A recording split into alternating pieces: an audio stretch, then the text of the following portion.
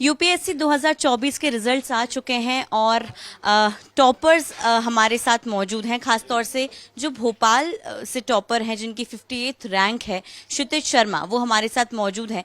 और क्षितिज की जो जर्नी रही है, उनकी जर्नी की अगर हम बात करें तो बेहद ही खास रही है। और हम कह सकते हैं कि बहुत ही मेहनत के साथ उन्होंने एग्ज़ाम क्रैक किया है। उनसे बातचीत करते हैं। क्षितिज, सबसे पहले बहुत ज़्यादा शुभकामनाएं आपको इसके लिए।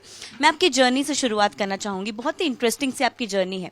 कहाँ से इसकी शुरुआत हुई है, मैं चाहूंगी आप बताएं हमारे दर्शकों को, और किस तरह से मेहनत जारी रही।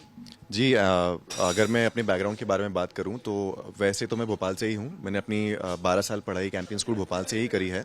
उसके बाद मैंने क्लैट की परीक्षा निकाल के NALSAR university of law Hyderabad में एडमिशन प्राप्त किया। उसके बाद कॉर्पोरेट लॉ में 2-3 साल बॉम्बे में काम किया, पर कोविड के समय ऐसा रहा कि कुछ चीज़ें बदली और मेरा रुझान भी बदला और फिर मैंने एग्ज़ाम की तैयारी शुरू की। आपने एग्ज़ाम की तैयारी शुरू की, उसके बाद भी आपने एग्ज़ाम्स दिए हैं, क्योंकि आप पहले एक लॉ फर्म में काम कर रहे थे, कॉरपोरेट में काम कर रहे थे। उसके बाद जो है फिर आईआरएस, फिर आईएएस, ये वाली जर्नी को भी बताइए। जी एक्चुअली मैं कहूँगा कि हर ही फेज़ में जर्नी का बहुत फुलफिलिंग रहा। पहले मैं कॉर्पोरेट लॉ फर्म में as a general corporate lawyer practice करता था, तो जैसे जो बड़े ट्रांजैक्शंस होते हैं उनमें शेयर सेल एक्विजिशन वगैरह का काम, so that was also very fulfilling. But gradually I started to feel कि मुझे थोड़ा ज़्यादा चाहिए एक नौकरी से। सिर्फ सैलरी ही नहीं, मुझे कुछ और भी एक्सपेक्टेशन है फ्रॉम अ जॉब। फिर सोचा कि I want to also give back to the society, तो उसके कुछ ऑप्शन एक्सप्लोर किए तो रियलाइज़ हुआ कि this is perhaps the best alternative.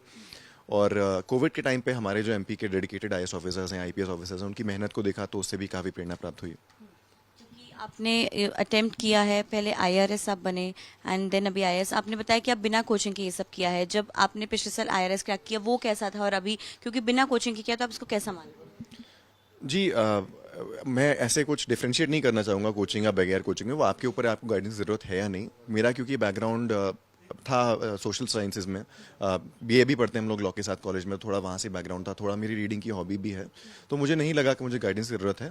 पर वो एक इंडिविजुअल चॉइस होती है कि आपको गाइडेंस चाहिए या नहीं चाहिए। तो क्या कोई आपको मुश्किल गई है इसके साथ, जो मतलब क्योंकि आप खुद ही सब कुछ कर रहे हैं, और किस तरीके से आपकी जो प्रिपरेशन जर्नी थी वो किस तरह की थी? जी थोड़ी कठिनाइयाँ तो थी, क्योंकि घर से तैयारी करता था, थोड़ा आइसोलेशन हो जाता था। कभी कभार लगता था कि वहाँ दिल्ली में हज़ारों लाखों बच्चे तैयारी कर रहे हैं, उनके साथ मैं कैसे compete करूँगा। और कई बार ये भी लगता था क्योंकि कोई एक मेंटर नहीं था मेरे पास जिनके पास मैं अपने सवाल लेके डेली जा सकता हूँ, तो थोड़ा चीज़ों को खुद से ही फिगर आउट करना पड़ता था। हाथ पैर मार के कुछ ना कुछ समझना पड़ता था। पर आई थिंक एक बार जब पहला पेपर निकला, मेरा प्रीलिम्स निकला, मेंस भले ही फेल हो गया था, थोड़ा कॉन्फिडेंस बिल्ड हुआ और थोड़ा लगा कि इतनी मेहनत में इतना आगे आ गए हैं, तो और मेहनत करेंगे तो और अच्छा परिणाम मिलेगा। इंटरव्यू आपका कैसा रहा था? क्योंकि इंटरव्यू एक बहुत टफ हो जाता है, क्योंकि इतना बड़ा पैनल हमारे सामने होता है, जो एस्पिरेंट रहते हैं उनके सामने। किस तरह का था? वैसे तो इंटरव्यू पैनल बहुत ही फ्रेंडली होता है, पर क्योंकि वो इतनी बड़ी शख्सियत होती हैं, आप थोड़ा एंग्शियस फील करने लग जाते हैं उनकी उपस्थिति में। पर मैं ये कहूँगा कि वो आपको बहुत कंफर्टेबल फील कराते हैं, और अगर आपका जो बेस है वो सॉलिड है, आपने तैयारी सॉलिड करी है, और सबसे बड़ी चीज़ है आपको ऑनेस्ट रहना है वहाँ पे। क्योंकि more than a test of knowledge is a test of your honesty, कि आप ईमानदारी से जवाब दे रहे हैं कि नहीं, आप शालीनता से जवाब दे रहे हैं, वो उसका बड़ा टेस्ट होता है। मैं ये बस एक सवाल जानना चाहूंगी, क्योंकि आपने कहा कि एमपी कैडर के जो आईएएस ऑफिसर्स थे वो आपके लिए बहुत बड़ी इंस्पिरेशन थे कोविड के टाइम पर। आपने किसको इंस्पिरेशन रखा है इस दौरान में, और क्या आप एमपी कैडर ही चाहेंगे, और आपकी क्या जो है वो रहेंगी कि आप ये करना चाहते हैं मध्य प्रदेश के लिए, अगर या फिर जहाँ पर भी आप सर्व कर रहे हैं? जी एक्चुअली अभी अगर मैं किसी का नाम लेता हूँ, किसी का नाम छूट जाता है, तो वो फेयर नहीं रहेगा। बट आई थिंक कई ऐसे ऑफिसर्स रहे जिनने मुझे बहुत इंस्पायर किया थ्रू द जर्नी, और काफ़ी प्रोएक्टिव उन्होंने रोल प्ले किया through out the Covid process. What was the other question? आप मतलब अगर एमपी कैडर मिलता है या जब भी आप सर्व करते हैं, क्या आप चाहेंगे कि मैं ये करूं, क्या आप चाहते हैं कि ये होना चाहिए?